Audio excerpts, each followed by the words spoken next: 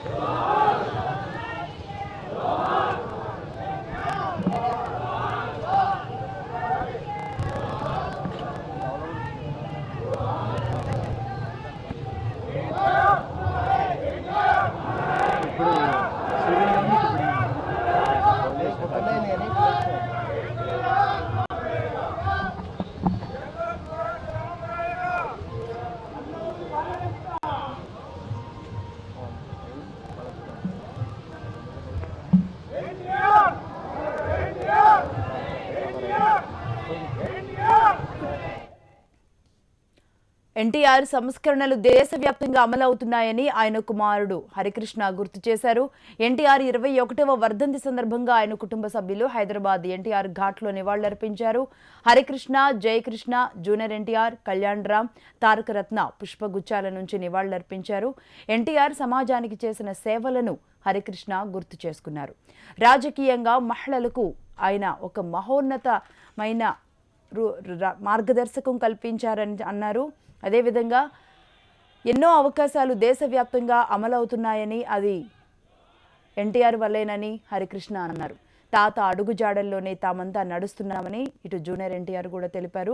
ఇంతకు ముందే చంద్రబాబు సతీమణి భువనేశ్వరి, లోకేష్ సతీమణి బ్రాహ్మణి, లోకేష్ కుమారుడు అలాగే రాజకీయంగా మోత్కుపల్లి కూడా ఎన్టీఆర్ ఘాట్ దగ్గర నివాళులర్పించారు.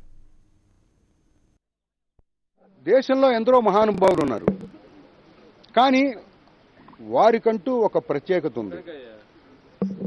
ఎవరైనా సరే వారు రాష్ట్రానికే పరిమితమయ్యారు.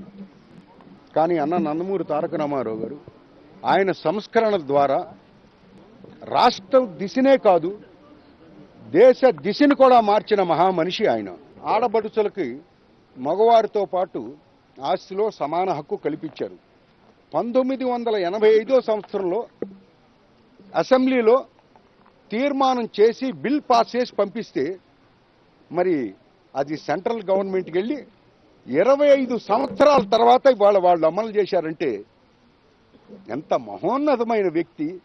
ఇక ఆ వ్యక్తి గురించి ఏం మాట్లాడినా, సంవత్సరాలు మాట్లాడినా, తరాలు మాట్లాడినా, యుగాలు మాట్లాడినా మహానుభావుడు, నభూత నభవిష్యతి అన్న విధంగా మరి వారు ముందుకు వెళ్ళటం. ఏదైనా సరే వారి ఆశయ సాధనకై మనం ముందుకు సాగాలి. ఏళ్లు గడుస్తూనే ఉన్నాయి. ఆయన మనల్ని వదిలేసి వెళ్ళిపోయి ఏళ్లు పెరిగే కొద్దీ ఆయన లేని భావం కూడా ఇంకా ఎక్కువ కలుగుతూనే ఉంటుంది. కొంతమంది మహానుభావులు భౌతికంగా మనల్ని విడిచి వెళ్ళిపోయినా వాళ్ళు చేసిన మంచి కార్యక్రమాలు కానివ్వండి, వారితో పంచుకున్న అనుభూతులు కానివ్వండి, వారు చేసిన మంచి కానివ్వండి ఎప్పుడూ మన చుట్టూనే ఉంటూనే ఉంటుంది. అలాగే తాతగారి ఆత్మ ఎల్లప్పుడూ తెలుగు రాష్ట్రాల ప్రజల మధ్యలోనే, తెలుగు రాష్ట్రాల ప్రజల చుట్టూ తిరుగుతూ ఉంటుందని బలంగా నమ్ముతున్నాను. ఏదేమైనా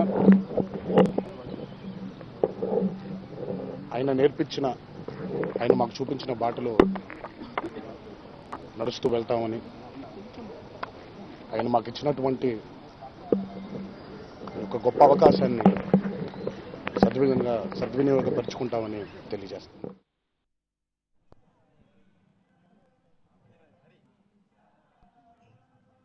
ఏళ్లు గడుస్తూనే ఉన్నాయి. ఆయన మనల్ని ఎన్టీఆర్ సూచించిన మార్గంలో జీవితాంతం పయనిస్తానని ఆయన సతీమణి లక్ష్మీ పార్వతి అన్నారు. 21వ వర్ధంతి సందర్భంగా ఎన్టీఆర్ ఘాట్లో ఆమె నివాళులర్పించారు. తనను ఒంటరిని చేసిన మహనీయుడి ఆశయ సాధన కోసం పనిచేస్తానని లక్ష్మీ పార్వతి తెలిపారు.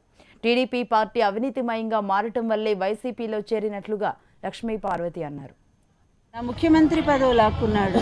చివరికి ప్రజలు నా మీద ప్రేమతో ఈ రూపాయి ఇచ్చినటువంటి పార్టీ డబ్బును కూడా ఇతను తీసుకొని నా చేతులు కట్టేయాలి, నన్ను జనం దగ్గరికి వెళ్లకుండా చేయాలని చేస్తున్న ఈ దుర్మార్గాన్ని నేను మాత్రం సహించలేను, నా పోరాటం మొదలవుతుందని చెప్పి ఎంత బాధతో చెప్పారో, ఆ పోరాటం నిజంగానే మొదలు పెట్టకుండానే 8 గంటలు గడవకుండానే తెల్లవారుజామున 3 గంటలకి తీవ్రమైన హార్ట్ అటాక్ రావటం. వెంటనే డాక్టర్లు వచ్చారు, నిమ్స్ ఈ డాక్టర్లంతా కేర్ హాస్పిటల్ డాక్టర్లు.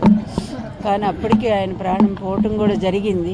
అందువలన ఎవరు కారకులు, ఎవరు ఈ విద్రోహ చర్యకు కారణం అనేది ఒక్కసారి దయచేసి ప్రతి ఒక్కళ్ళు ఆలోచించాలి.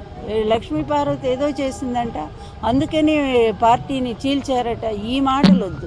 వాస్తవ చరిత్ర కావాలనేది ఆ రోజు నుంచి ఈ రోజు వరకు 22 సంవత్సరాలుగా నేను సాగిస్తున్న పోరాటాన్ని దయచేసి మీరు అర్థం చేసుకోండి. ఏ ఆశయం కోసం ఆయనకి జరిగిన అన్యాయం మీద నేను నిలబడి పోరాటం చేస్తున్నాను.